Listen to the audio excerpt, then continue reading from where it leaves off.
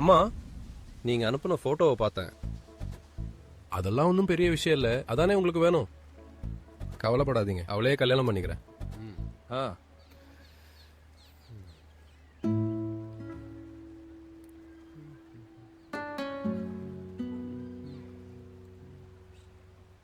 உங்களுக்கு உட்கார வேற இடம் கிடைக்கலையா?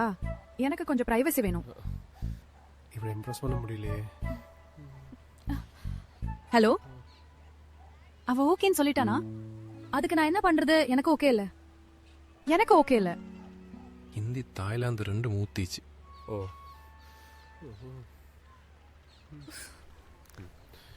ஆமா, எனக்கும் கொஞ்சம் பிரைவசி வேணும். நான் போறேன். இல்ல, போக சொல்லல. உங்களுக்கு வேணும்னா இருங்களேன். நீங்க தானே பிரைவசி வேணும்னு சொன்னீங்க.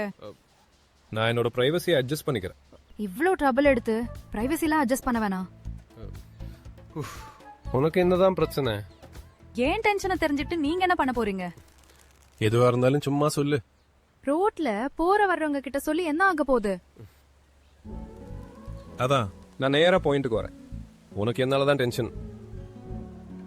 எனக்கு டென்ஷன் கொடுக்க நீங்க யாரு?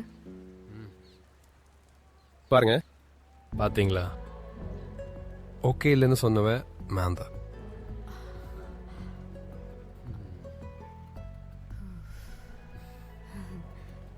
அப்போ நீங்க தான் என் கதையில வில்லனா? நான் ஹீரோவா இல்ல வில்லனானு நீ தான் டிசைட் பண்ணணும்.